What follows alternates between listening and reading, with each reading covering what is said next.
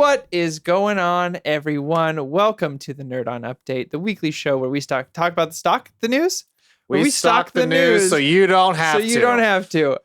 We talk about the things in the news that excite us, and in the second half of the show, we answer questions from you, the people. Since we don't introduce our hosts here, I'm not Corey. And Tom, why don't you start us off? Well, today is a sad day. Today, I'm going to start out with a news that Josh wanted to talk about. Ivan Reitman, the producer and director for Ghostbusters, passed away today. And I think collectively in the film community, just honestly as the movie community, people who love watching films and enjoyed that piece of childhood for themselves, are sad at the time of this recording. And there hasn't been an exact reason or anything that's said, but he was 75 years old. And all it says that peacefully in his sleep Saturday night at his home in Montecito, California. That's as much as the family has said so far. But no, I think it's just a big deal, especially, I mean, in the film world, that's a huge loss. That's a lot of our childhood as well, or at least mine. And, glad he got to see his son's movie. Mm-hmm. Hopefully legacy passed on. It's a bummer. That's a hurtful one. Yeah, Kindergarten Cop. You got that's your childhood. You got Meatballs, Stripes, Legal Eagles, Twins, Ghostbusters. Yeah, Ghostbusters 2, 6 Days, 7 Nights, Evolution. There's a lot of things. Evolution, man. Yeah, I forgot about that movie. Yeah, so it's pretty sad, pretty upsetting. The second thing, this was Josh's thing, but this is the thing I was going to talk about. Super Bowl Sunday just passed by, the largest entertainment product in the entire world. I think it ranges around like $50 billion in one day. A lot of trailers came out. So let's start out with the pre-Super Bowl trailers. DC, of course, the DC boy here. Showed a little bit of a sneak peek of what the DCEU would look like with some clips of Dwayne "The Rock" Johnson as Black Adam. We got to see the Justice Society of America with Aldous Hodges as Hawkman, Pierce Brosnan as Dr. Fate. We got to see a little bit of more of the Flash. We heard same dialogue, similar things, but we got to see different angles of the suit, new shots of that, and then we got to see the little goggles, same shots of the Batman, new shots of Aquaman in Lost Kingdom with his stealth suit on, with lines from the first film. But actually on Super Bowl day, we had Doctor Strange Multiverse of Madness, which Tom texted me about during the day, and man. Yeah, so without too much spoilers or anything like that, there's just a very familiar voice in the trailer. I'll say a key word, particularly for the comic book fans, makes me think Avengers Illuminati. But we'll see if that plays into or doesn't play into it. There's that. And before that as well was Jurassic World Dominion. We also got Moon Knight. Got Moon Knight trailer for the TV show. We got a little bit more of what we've seen before. Yeah. We see more of Stephen Hawking's character, the actor, Ethan Hawke. Ethan Hawke. I always say Stephen. Stephen Hawking is the scientist. is the theorist, is the physicist, man. What other trailers did I miss, Corey? Was it Moon Knight was the only other one I was thinking of. Moon Knight, Doctor Strange, DC, the DC DC Heroes, DC Universe. I think that's we got Rings of Power. Oh yeah, we did. We got a teaser for Rings of Power, the new Lord of the Rings TV show. A few days before, I think it was Vanity Fair released a first look, and then we got the trailer during the Super Bowl. That's right. What do you think about that? I personally, still not enough to really judge anything. But Vanity Fair photos have always looked super cheesy to me. I even went back and looked at when Vanity Fair did a first look at Lord of the Rings, and every time they used something that wasn't an actual frame from the movie, I was like, that's cheesy as hell. But once seeing it in motion and seeing it move, it looks very, very interesting. I'm excited for it. I'm not, no, you know, Tom has heard this a million times before. I was a naysayer of Heath when he was cast as the Joker, and boy, oh boy, did I learn my lesson then, and I have tried to hold true as long as I could to that, where like, hey, let me see it. Let me see it. I'm going to do a quick list of all the things that were shown. A new TV spot for Sonic the Hedgehog 2, Top Gun Maverick, The Lost City, Ambulance, which is Michael Bay. Ambulance. Yeah, I think he likes them on the rigs now, which I'm like, that's interesting. But the big thing, also the dark horse, not the dark horse, but I think something that tickles Corey's fancy a lot. I think the day of the Super Bowl or the night, or maybe the night before, the Nope trailer dropped. Oh, yeah. Yeah, Jordan Peele's It was the Nope. morning of, I want to say, or the night before or the morning of. And I didn't know what it was when I started watching it. It was just, I was scrolling through, you know, the doom scroll feed of like Instagram or Reddit or something. And the trailer started and I was like, oh, it's Daniel Kaluuya.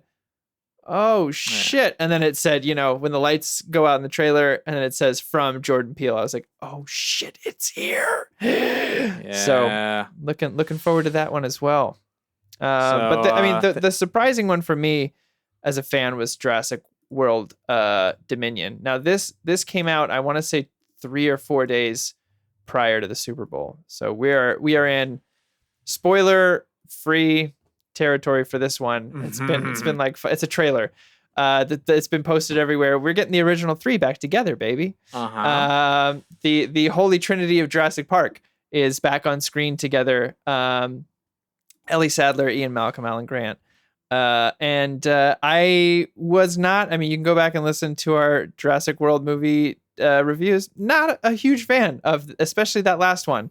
But something about this is giving me a very cool return to form with a little bit of, I want to say I'm getting some like Rise of the Planet of the Apes or War of the Planet of the Apes vibes from it.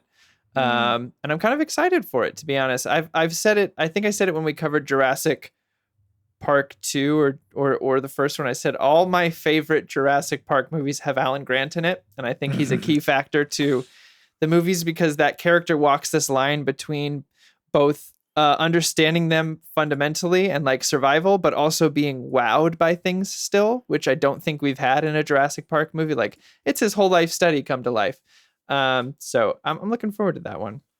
Yeah. In other news, unless you got another one. Well, I just want to tack onto that. Yeah. I liked Fallen Kingdom more than just regular Jurassic World, but that's all I want to say. Oh, I don't really care for either of them all that much.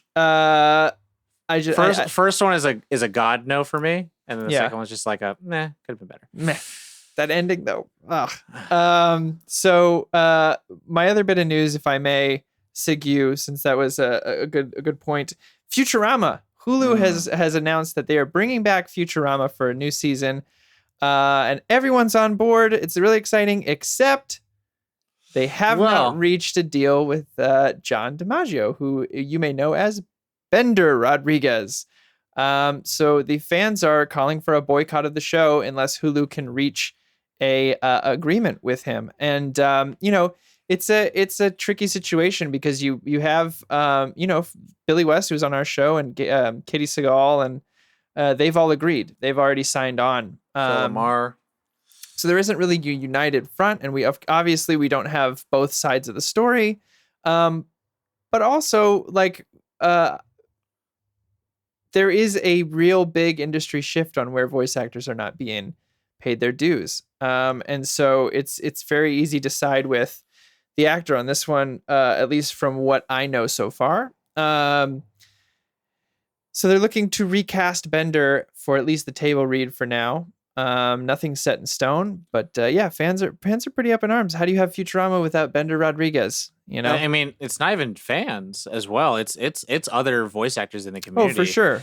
Like, big one is Tara Strong, who has been a huge advocate, being like, "Bad move, Hulu." Like the voice, and I think the quote that from John DiMaggio is like, Disney/Hulu is not paying or not offering a competitive price, especially for. I mean, the thing about John DiMaggio, Billy West, Phil Lamar, the rest of the cast, like the characters they portray. You know, you have Amy, you have Zoidberg, you have all Iconic. these. Yeah, they're big names now. They're just as big as Rick and Morty. If anything, they're the precursors to Rick and Morty. And John DiMaggio's like, no, like if you're going to use the iconography of the actors, thank you, actors and the characters, then the wage gap has to get closed. Yeah, like you got to start and that's the thing where it's like.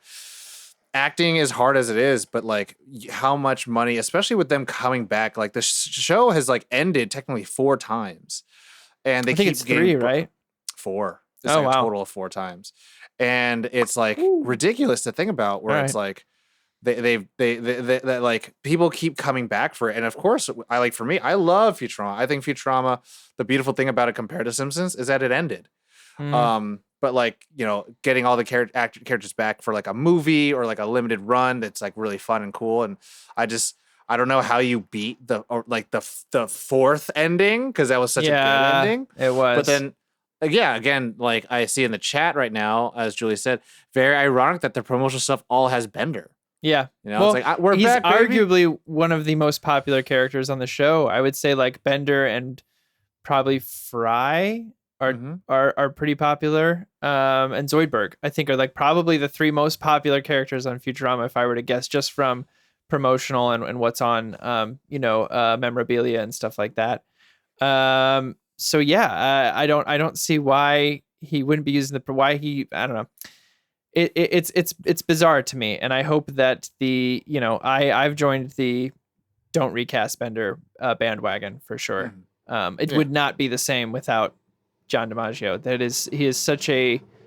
He's an icon as well, just within the voiceover world, and he's been working so consistently for so long, and he deserves to be paid fairly for something like this, because it's going to be a huge win for Hulu. It is. I'm going to steal this joke, or they just do what everyone else is doing, and then just cast Chris Pratt. Oh yeah. No, don't do that. It's Bender Rodriguez. Don't.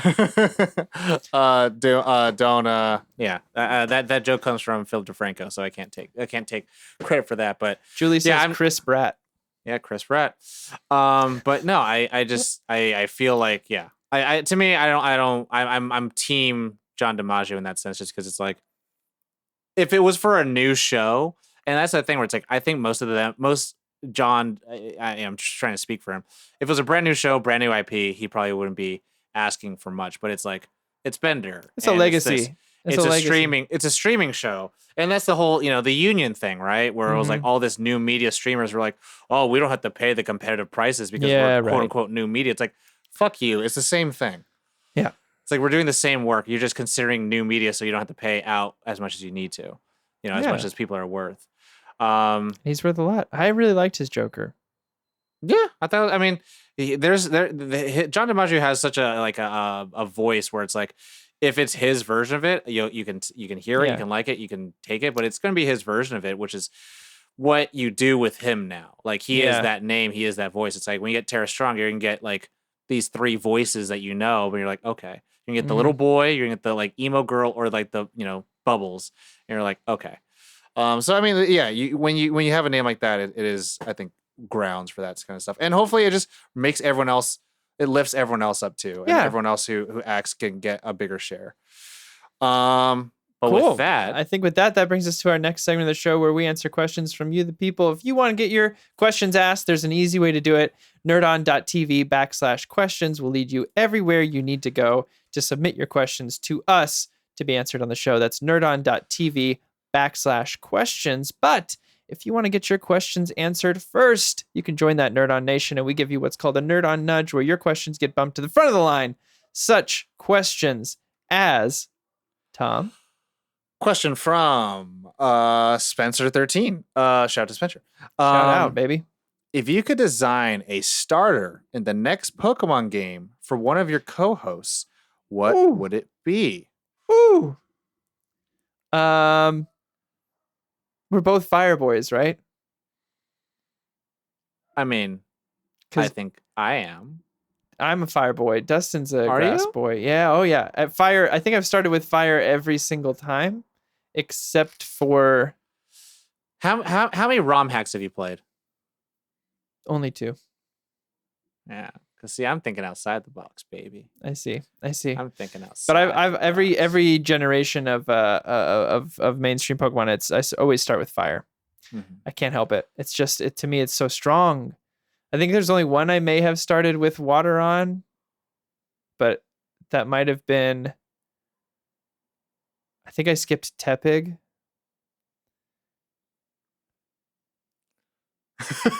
Can't remember. This is going to be my I'm man, Game Freak. You need to bring me in. I'm gonna drop this like brilliant idea. Gold nuggets flying from the ground, flying from the sky. Yeah. So my next generation of Pokemon game is going to be called The Return to Kanto.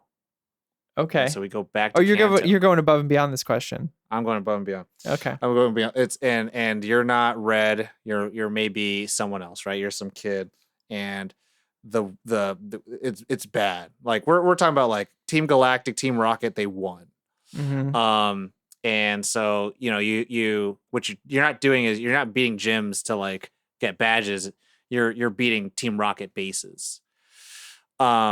And so, but after this time, maybe the space-time continuum, I don't know, something happened regionally where obviously Team Rocket or whatever won. So the topographical map and geography of the world is different. Yes. So these are my 3 starters, and the one I'm picking for you is this. So my starters is Kanto, right? Mm-hmm. We're at 151, but I'm doing a new Kanto regional variant. Okay.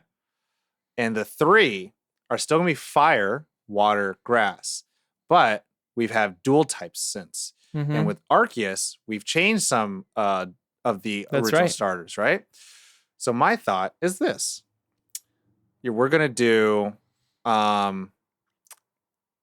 dragon fighting. You had me at dragon? No. Yeah. This is dragon fighting Machop. Oh, shit. Electric Ghost Ghastly. Okay.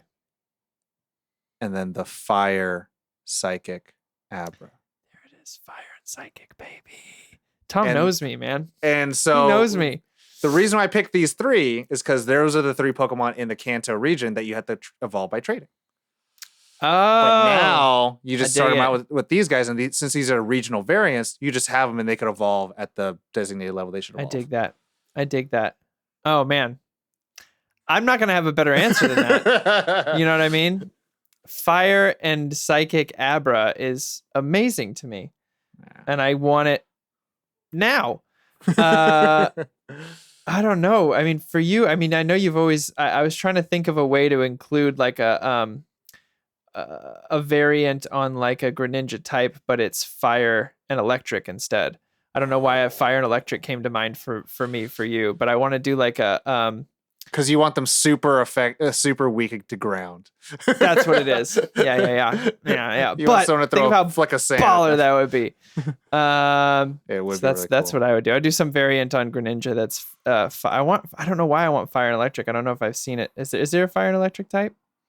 Fire and electric type. I don't think so. I'm not sure. Fire and electric. There probably is like a Rotom.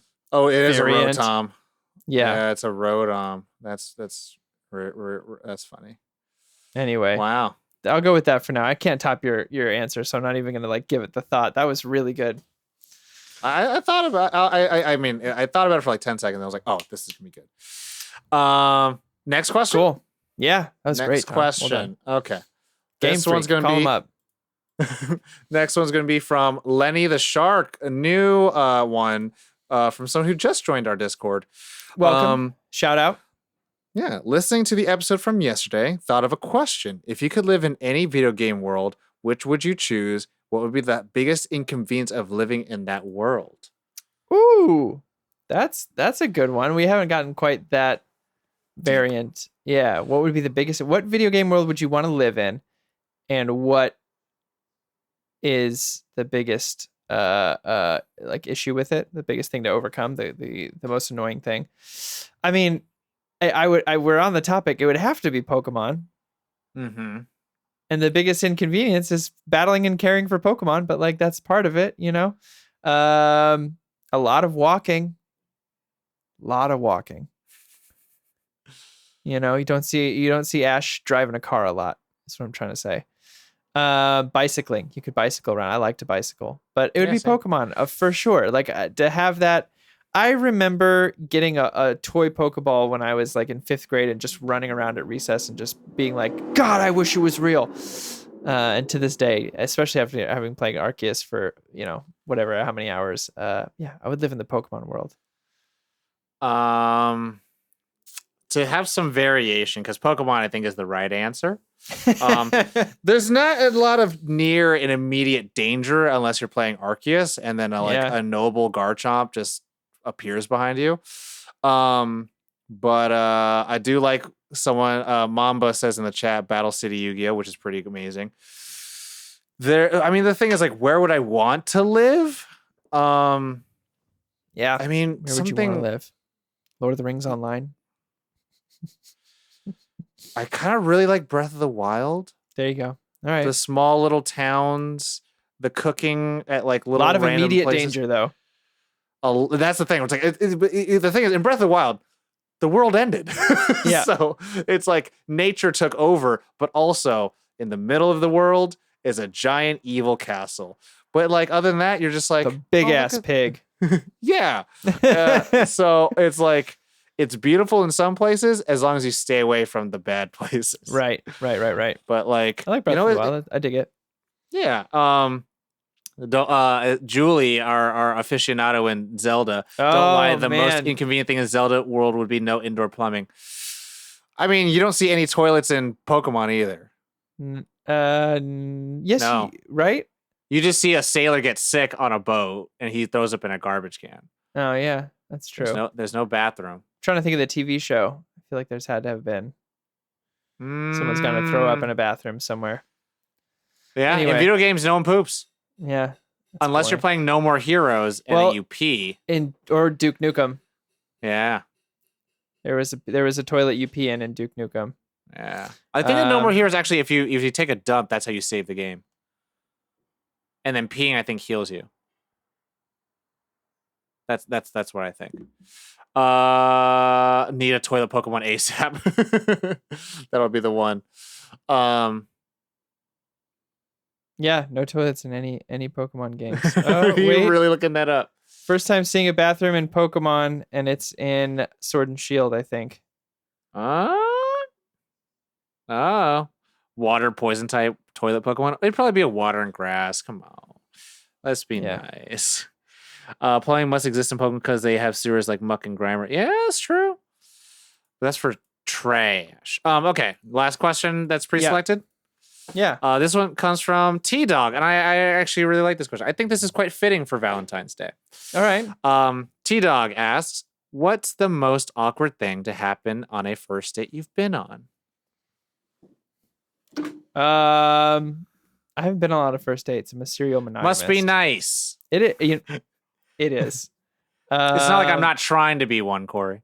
I don't think I don't think I've had awkward things on first dates, but I can tell you, after my prom, there's a bunch of a bunch of us got a big room and we all crashed there.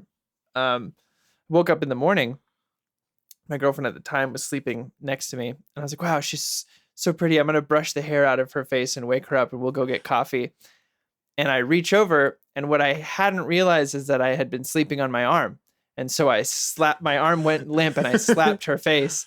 And that's how I woke her up in the morning. And I freaked out. She's very nice about it. But I like legit went to go brush her hair out of her face and just like full on dead armed, like just landed like bam, nice. Real hard. That would be the most awkward thing, I think, that I can think of off the top of my head. Not great. For me, awkward thing to happen on a first date you've been on. Awkward thing to happen on a first date. Does it have to just be one thing? No.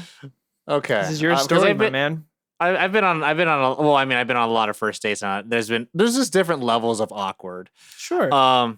So one, I could tell you, this was one that I was trying the dating apps, and I was here in LA, and I met with this girl, and it was just kind of awkward to begin with, but like the vibe was just kind of very like I felt bad because I could tell she was like very nervous, and I was just like I don't know why I didn't really put on like a nervous energy, but I was just like it's okay, like hey, we can just chill and be cool.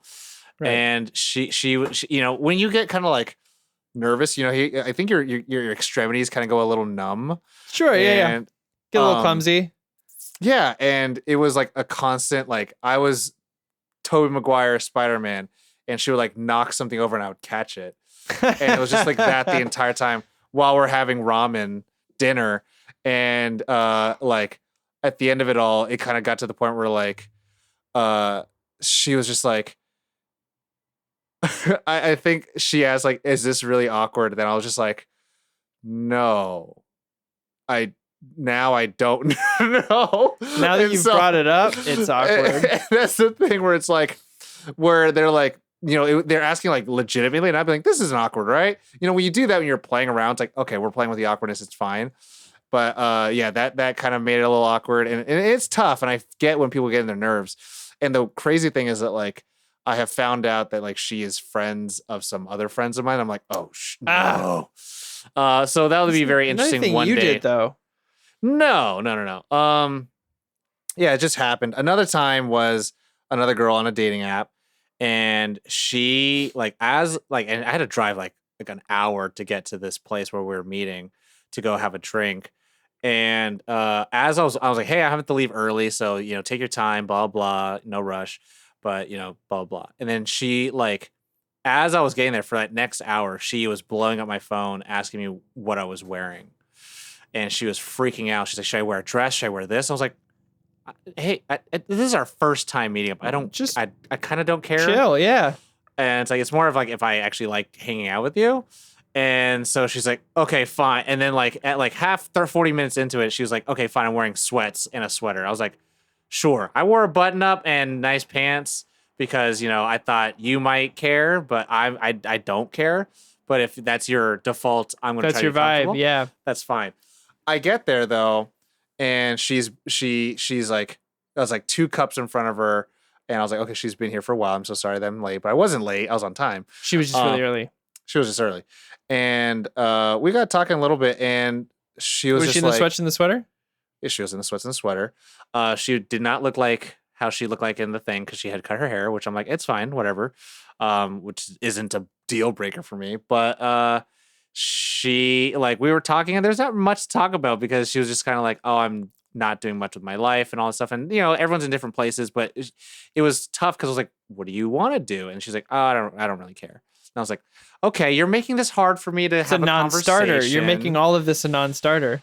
And I'm like, I don't want to be this asshole guy, but and then I was like, hey, you know what? I got to go to work tomorrow morning, so I got to go. And then she's like, are you sure? I could order us some more food and hang out. I was like, you've ordered all the food.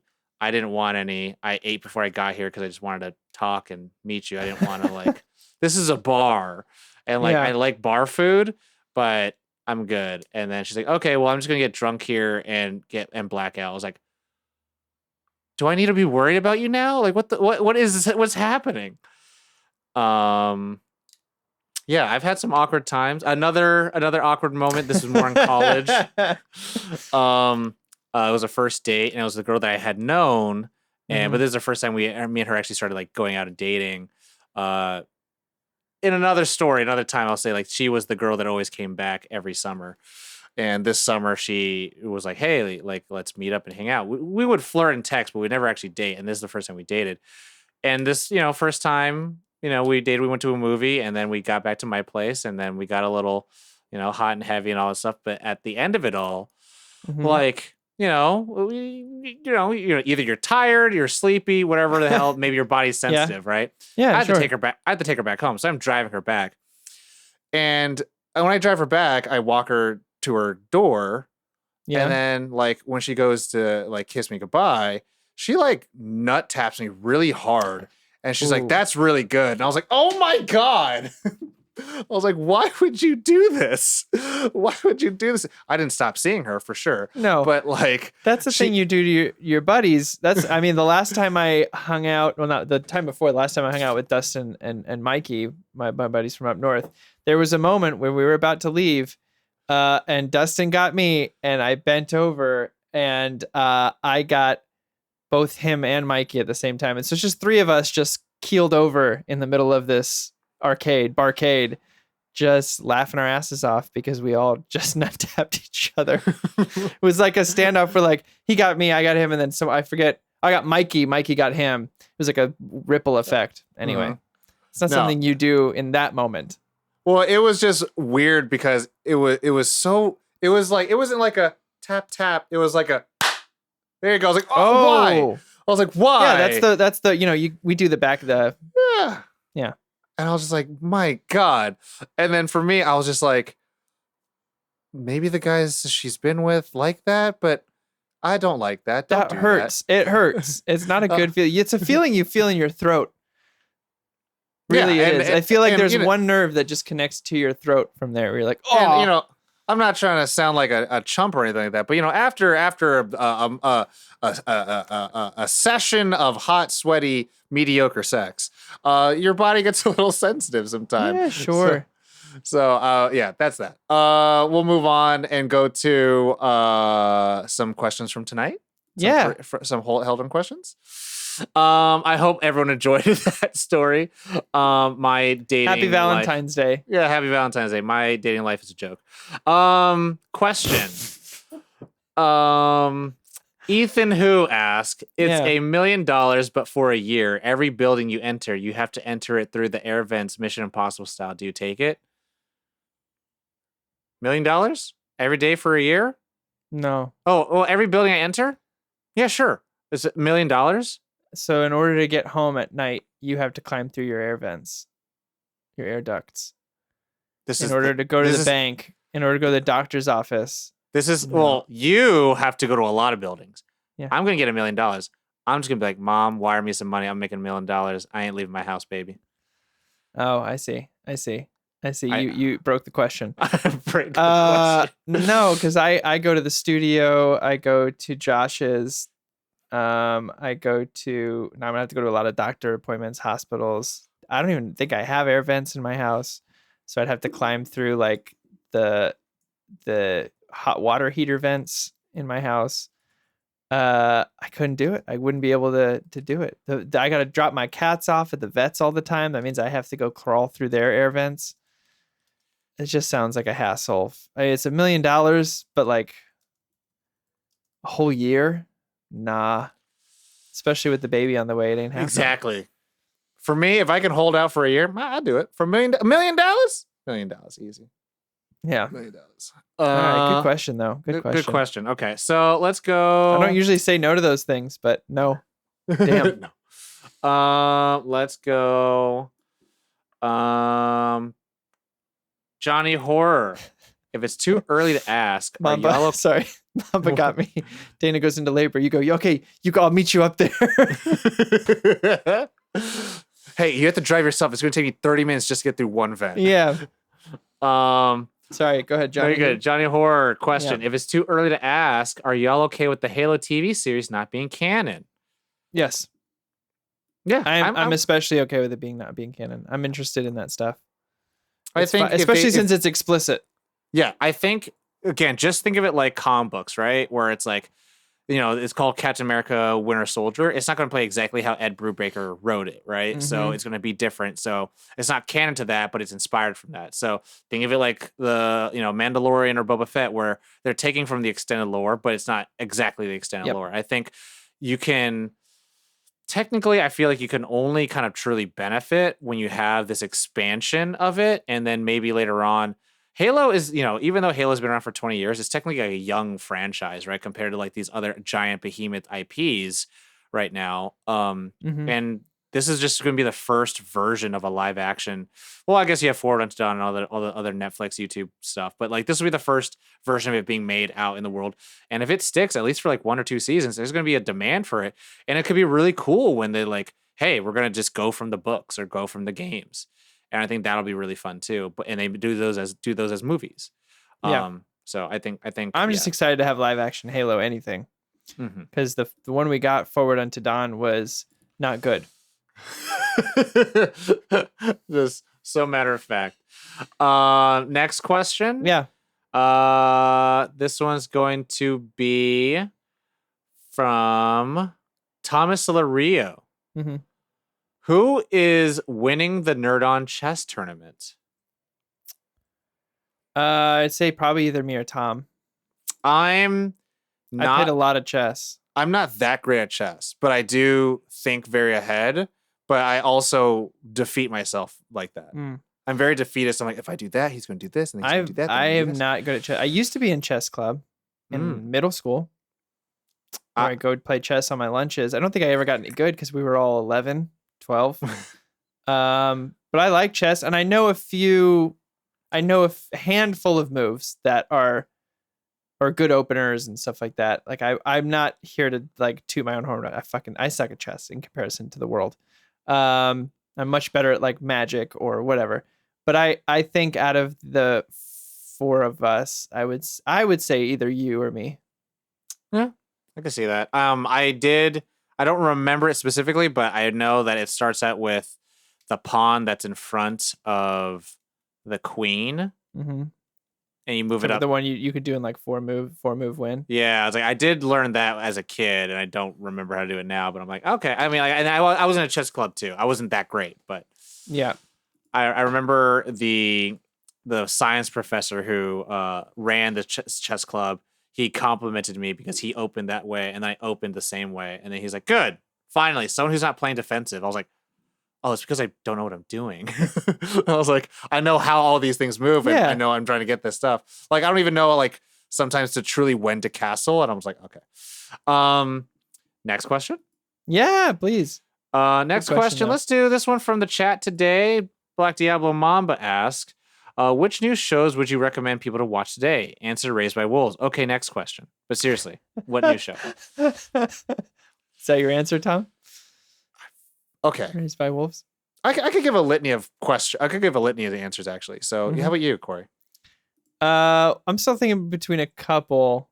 I mean, it depends on what type of show you want. Look, I'm going to sit here and preach the gospel of Peaky Blinders all day. Our last season's coming up. It's shot. It's being edited. So now is the time to catch up on it if you are interested at all, because the final season is coming. I just think it's a wonderfully written show. I think the use of music is fantastic. It's shot beautifully. The acting is just superb. Everyone in that show is strong within their characters, acting choices. And like the first 2 seasons, you get fucking Dr. Alan Grant. So like, let's do it. Let's go. It's fun. You get to see him be a bad guy. You don't get that very often. I got 3 shows to suggest. Okay. And they're new-ish shows. They're not super new. First one is the first show I started watching during the quarantine. And that is Love Life Season 1. I haven't watched Season 2 yet, but it's Anna Kendrick. Yeah. I thought it was a great show that literally was talking about a young woman's love life, and from her 30s to her 40s. And each episode was with a different person, and each person kind of really showed how she grew. And it was great because it wasn't about this whole like How I Met Your Mother thing of like, oh, who am I going to be with at the end of it all? But it really allowed her, like, the character and this exploration of like, where does the love come from? And it even dives into like how she perceives love from her mom. And I thought that was really, really good. It was something I was just really not expecting, and something as like low impact and something you just need, like, oh, I need to not think about the terrible things in the world. Yeah. But this is going to make me think about like love and happiness and what does that mean, and friendship. And you have other characters in there who are also struggling to find love too. And I think that was really, really good. Secondly, it's one in the chat by Ethan. Arcane. Oh, I think Arcane was actually really good. I'm not a League fan. I played a little bit with Caitlin, but like the show, like the animation and the like, I don't know how else to call it, the art style, but like the cinematography in there is like ridiculous. Like it actually feels like you're watching a movie, like like someone put a camera in a 3D world and they started using the camera. And I'm not familiar with all the characters, but like the way they weave characters around, and it's female forward without being like girl boss and shut up men, kind of thing, where it's like that's what a lot of people who I think want to tell something powerful about women characters do. But like this is just like, oh, Vi and Jinx are phenomenal, and like how like the world grows when the events of these characters like conspire. It like takes place over the course of like 5 years in one season, and each like there's like a mini arc. It's like 3 episodes and 3 episodes and 3 episodes, and and Corey, you know me, I'm much more like plot heavy, concept heavy, but like it just pushes so well with character that like it's so character led. It's like, oh, you think it's gonna end this way? It's like this character is going to screw it up for everyone. It's like, oh my god, I can't believe that. And then lastly is Raised by Wolves. Oh, Succession, but no, Raised by Wolves. Raised by Wolves, because everyone's talking about Succession. No, y'all need to talk about Raised by Wolves. I see. All right. Well, I got 2 others then. If you got 3. Please. Yeah. What We Do in the Shadows, the TV show based on the vampire mockumentary by Taika Waititi. It's in the same universe. Such a wonderful show. As it goes on, it gets better and better and better. And then Righteous Gemstones. I know all of mine are comedy, I think, but Righteous Gemstones is the Danny McBride, John Goodman, Walton Goggins. It is fantastically dark, satirical take on the televangelist families. And it is so good. It is really well written. The music's wonderful, and it's very it is a comedy, but it's got some heavy bits. My first one's Peaky Blinders. All comedies. No. Hilarious stuff. One drama, 2 comedies. That sounds like me. That sounds about right. But yeah, it's a dark comedy. So yeah, it goes from like Peaky Blinders on one side, and then Righteous Gemstones is right in the middle of that and what We Do in the Shadows, which is just ridiculous comedy mockumentary. So psychoanalyzing our picks. Yeah. Comedies and drama. And then me, animation, love, and sci-fi. Yeah. Next question. We got one more maybe? Yeah, we got time for one more. Okay. So this last one will be from Gamer Fuji. Shout out. Here's a question. Big time shout out. Yes. If you can have any creature as a pet, extinct, imaginary, real but dangerous, anything, what would it be? Oh man, it's a crow man. What do I say? Do I say shark or do I say crow? I feel like just because of my living situation, I would have to go with a crow, a raven. If I could have a little raven pet on my shoulder, Sugar would hate it, but be so cool. But we can also do like mythical things. Yeah, anything. Extinct, imaginary, real but dangerous. So if they're dangerous, it doesn't matter. No, it doesn't matter. Velociraptor. Velociraptor. I want a dog so bad, and that is just a big old doggy. Big old cold dog. Scaly dog. Velociraptor, 100%. Well, they had feathers. Yeah. They were feathery little pups. And they're about, they're obviously not as big as they were in Jurassic Park. Also, good on them for adding big old feathers in the newest trailer. Nice. But they were smaller than we thought, and they had bunches of feathers. So I would do Velociraptor, because that is, a crow and a shark in one is a Velociraptor. I broke the question. Tom, what you got? No, you said it's a Velociraptor. That's what you wanted. It's extinct. Imaginary. I probably want an imaginary animal. I think I've said this. I mean, this is the thing. Cheating answer, right? Is probably an Umbreon. Mm-hmm. But I've actually answered something like this because we think we talked about any animal. It's Appa. Oh, good answer. Air bison, baby, flying around, something giant. I could just like, cool. I'm a fall asleep. If it was like an indoor pet, you'd say like Umbreon. Yeah, but do you want that shiny Umbreon or do you want a regular yellow? I'll take a regular. Take a regular. All right, that's my pride and joy in Pokemon Go is my shiny Umbreon. Oh. Yeah. But Umbreon at home, but then like the big boys, Appa. Air bison. Appa's a good answer, man. Yeah, and then maybe maybe I could learn how to airbend.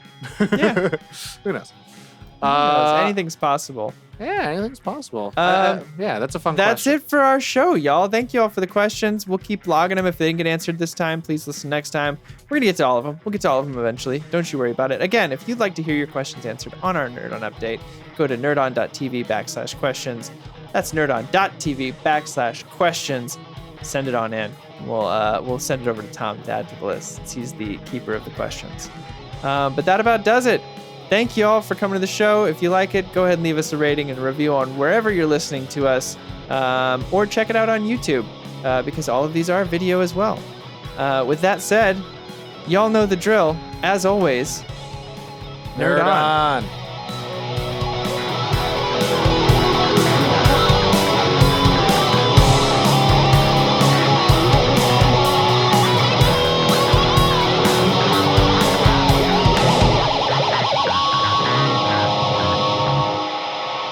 Ending broadcast.